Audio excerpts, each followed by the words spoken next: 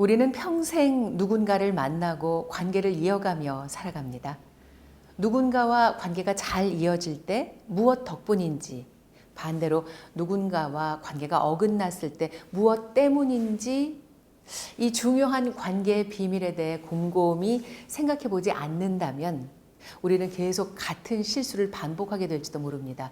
연인과 계속 비슷한 이유로 헤어지는 사람처럼 말이죠.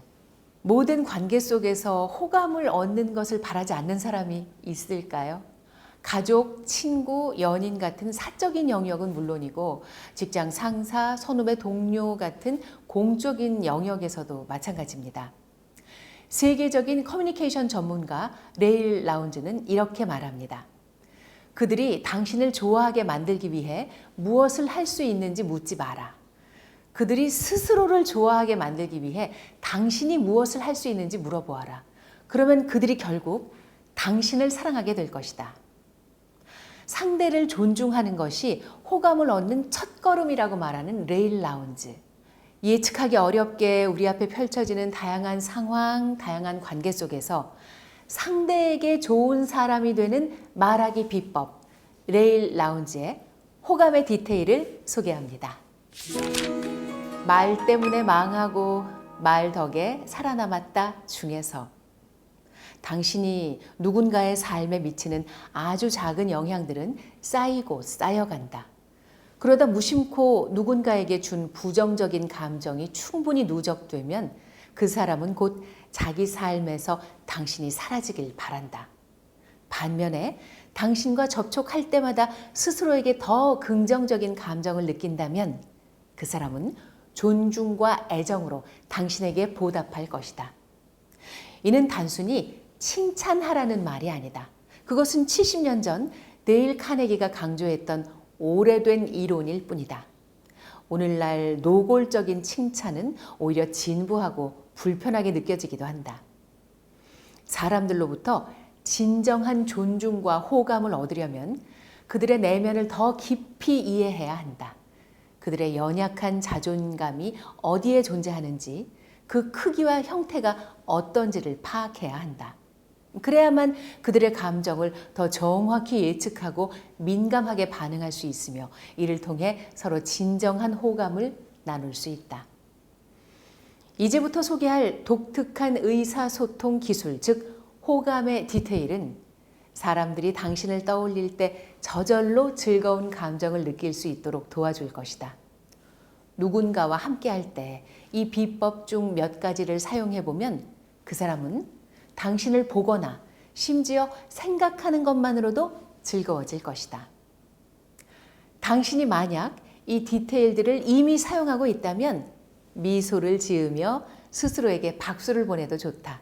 당신에게는 감정 예측 능력이 있다는 뜻이니까. 이런 보기 드문 자질을 타고난 사람들도 있지만 대부분은 배워서 익혀야 한다. 나 역시 배워서 알게 됐고 그러면서 여러 번 힘든 과정을 거쳐야 했다. 이제 그 방법을 당신에게 알려줄 것이다.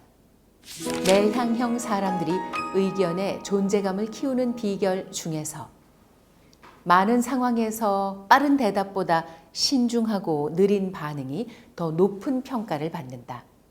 만약 지금 아는 이 사실을 20대 초반 그때도 알고 있었다면 나는 먼저 다른 사람의 말을 진심으로 경청했을 것이다. 그리고 그 후에 말했더라면 내 의견이 좀 더 신중하게 들렸을 것이다. 그랬다면 사람들은 내 의견에 더 관심을 가졌을 것이고 내가 그토록 원했던 자신감도 자연스럽게 따라왔을 것이다. 이 작은 호감의 디테일은 단순한 수다 모임에서만 적용되는 것이 아니다. 오히려 업무 상황에서 훨씬 큰 힘을 발휘한다. 대부분의 업무 회의나 중요한 논의가 시작될 때 다른 참석자들이 먼저 의견을 말하도록 하라. 그리고 당신의 차례 전에 각 의견을 평가하듯 주의 깊게 경청하라. 그렇게 하면 당신의 의견이 더 가치 있게 받아들여질 것이다. 처음 본 사람과도 자연스럽게 대화가 되는 질문 중에서 모든 사람이 100% 좋아하는 주제는 무엇일까? 맞다. 바로 자기 자신이다. 아마 이렇게 다시 묻고 싶을 것이다. 하지만 그 사람을 전혀 모르는데 안녕하세요. 자기소개 좀 해주세요. 라고는 못하지 않나요? 맞는 말이다. 그러나 낯선 사람이 내게 말을 걸어 내가 스스로 나의 이야기를 모두 털어놓게 된 경험을 들려주겠다. 그날 나는 기분이 몹시 안 좋았지만 그 낯선 사람은 단 1시간 만에 나와 호감을 나눈 친구가 되었다. 그 사람은 바로 셰릴 모스트롬이다. 이번에 소개할 디테일에 영감을 준 그녀에게 늘 감사하고 있다. 이 디테일은 언제 어디서든 만나는 모든 사람에게 적용할 수 있다. 사람들은 공통점이 많아야 대화가 잘 될 거라고 흔히 오해한다. 대화할 때 공통점을 찾기보다 상대에 대한 호기심을 가지면 질문은 자연스럽게 나온다. 오히려 나와 상대방의 최근 경험이 다르기 때문에 대화는 더 수월해질 수 있다. 누구한테든 흥미로운 대화를 시작할 수 있는 기술이 있다. 적어도 상대방은 흥미로운 대화라고 생각할 것이다. 처음 만난 상대방에 대해 아는 것이 거의 없을지라도 아주 조금만 노력하면 그 사람의 하루에 대해 사소한 사실들을 알아낼 수 있다. 예컨대 누군가에게 어디에 사는지 묻는 것처럼 간단한 질문일 수 있다. 만약 상대가 먼 곳에 살고 있다면 장거리 운전과 오는 길에 대해 물어보라. 오는데 차가 많이 막혔나요? 지하철을 타고 오시나요? 아니면 버스로 오셨나요? 너무 사소한 질문으로 들릴 수도 있지만 상대에게는 전혀 사소한 이야기가 아니다. 왜 그럴까? 방금 겪은 경험이 여전히 상대방의 머릿속에 생생하게 남아있기 때문이다. 시간적으로 가까운 경험일수록 실제보다 더 크게 느껴지는 법이다. 중요한 건 최근 몇 시간에 대한 이야기로부터 처음 본 사람의 정보의 씨앗을 수집해야 한다. 그 씨앗을 잘 심고 가꾼다면 놀랄 정도로 빠르게 활기찬 대화가 꽃피는 순간을 경험할 수 있다. 첫인상보다 마지막 인상이 중요한 이유 중에서 폰 레스토프 효과를 들어본 적 있는가? 독일의 심리학자 헤드윅 폰 레스토프는 어떠한 목록이든 사람들은 마지막 항목을 가장 오래 기억한다는 사실을 밝혀냈다. 즉, 마지막 인상은 첫인상만큼이나 강렬하다. 변호사들은 이 효과를 이용해 마지막 변론에서 가장 강력한 주장을 펼치고 동기부여 연설가들은 밤마다 청중의 기립박수를 받기 위한 완벽한 피날레를 고민한다. 우리도 심리학의 조언을 받아들여야 한다. 누군가를 만날 때뿐 아니라 마지막에 헤어질 때도 열정을 다해라. 돈독한 관계나 성공적인 결과를 원한다면 안녕히 가세요가 안녕하세요 만큼 때로는 그 이상으로 중요하다는 사실을 명심하라. 무심한 작별 인사는 상대방에게 실망감을 준다. 반대로 즐거웠던 감정을 말로 표현하는 건 언제나 옳다. 직접 만나든 전화든 이메일이든 작별 인사를 더 따뜻하고 활기차게 할 수 있는 문장을 준비하자. 그리고 상대방의 이름을 꼭 불러주자. 오래 가고 싶은 좋은 관계일수록 이 끝인사의 법칙이 중요하다. 마지막 순간의 태도는 그날의 모든 감정을 결정짓고 관계의 결을 바꾼다. 축하를 반복하는 사람은 잊히지 않는다 중에서 생일이나 연말연시에 카드를 받는 것도 멋진 일이지만 예상치 못한 순간에 인생에서 개인적으로 행복한 날을 축하하는 카드를 받는 기쁨과는 비할 수 없다. 이는 인간 본성의 법칙이다. 예상치 못한 축하일수록 사람들은 더욱 감동하고 소중하게 여기기 마련이다. 만약 작년에 친구의 삶에서 일어났던 특별한 일의 정확한 날짜를 기억하고 있거나 기억을 더듬어 떠올릴 수 있다면 그것을 적어보아라. 그런 다음 올해 그날이 올 때마다 친구의 개인적인 기념일을 축하하는 카드를 보내라. 만약 기억나는 것이 전혀 없다면 적어도 내년에는 축하할 수 있도록 미리 준비하라. 친구와 동료의 인생에서 일어난 행복한 이벤트를 적어보라. 그들이 당신에게 말했던 내용이라도 괜찮다. 내 친구 비키 에이브러햄은 노동절 9월 주말에 야외 온수 욕조에서 미래의 남편과 사랑에 빠졌다고 말했다. 이듬해 9월 1일 나는 그녀에게 행복한 온수 욕조의 날 카드를 보냈다. 그녀는 그것을 결코 잊지 못할 것이라고 말했다. 어쩌면 기억해주는 마음 하나가 관계를 바꿀 수 있는 것일지도 모른다. 큰 잘못을 저질렀을 때 인정해도 무너지지 않는 법 중에서 내가 좋아하던 원더우먼의 한 장면을 나는 어떤 여성 정치인의 기자회견에서 처음 목격했다. 기자회견 도중 한 격앙된 기자가 매서운 질문을 던졌다. 같은 민주당 의원들조차 일부 반대표를 던졌습니다. 그럼에도 의원님은 그것이 올바른 조치라고 확신하고 찬성표를 던졌던 거 아닌가요? 대부분의 정치인이라면 조심스럽게 네 라고 말한 뒤 곧바로 하지만으로 변명을 덧붙였을 것이다. 그러나 그녀는 달랐다. 마치 원더우먼처럼 정면으로 질문을 받아쳤다. 그녀는 기자를 똑바로 바라보며 미소 지었다. 아주 좋은 질문을 해주셨네요. 먼저 그 문제를 언급해 주셔서 감사합니다. 뜻밖의 반응에 청중은 놀랐고 현장에는 짧은 정적이 흘렀다. 이어서 그녀는 당당하게 말했다. 네, 맞습니다. 저는 그것이 올바른 조치라고 확신했고 그래서 찬성표를 던졌습니다. 청중은 또 한 번 놀랐고 동시에 감탄했다. 그녀는 잠시 말을 멈춘 뒤 자신의 논리를 조리 있게 설명해 나갔다. 그리고 마지막에 이렇게 덧붙였다. 이렇게 설명할 기회를 주셔서 감사합니다. 뭐뭐뭐 기자님이라고 말했다. 그야말로 완벽한 승리였다. 잘못을 인정하는 것은 결코 약한 것이 아니다. 오히려 그것을 어떻게 받아들이고 표현하느냐가 진짜 강함을 결정짓는다. 핸드폰으로 상대방의 자존감을 높이는 방법 중에서 예전에 소개팅 자리에서 마음을 완전히 빼앗겼던 남자가 있었다. 체코 출신 건축가였던 이반. 잘생긴 것도 말을 잘하는 것도 좋았지만 정말 인상적이었던 건 그가 나와 마주 앉자마자 눈을 마주치며 핸드폰을 꺼버린 것이었다. 그 조용한 전원 종료 소리는 어떤 말보다도 선명하게 들렸다. 지금 이 순간 당신이 세상에서 제일 중요해요. 그의 행동은 그렇게 말하고 있었다. 물론 어떤 사람들은 이렇게 반문할 수 있다. 그건 너무 의도적인 행동 아닌가요? 그렇다면 이렇게 되묻고 싶다. 미군이 상관에게 격려하는 건 연출일까?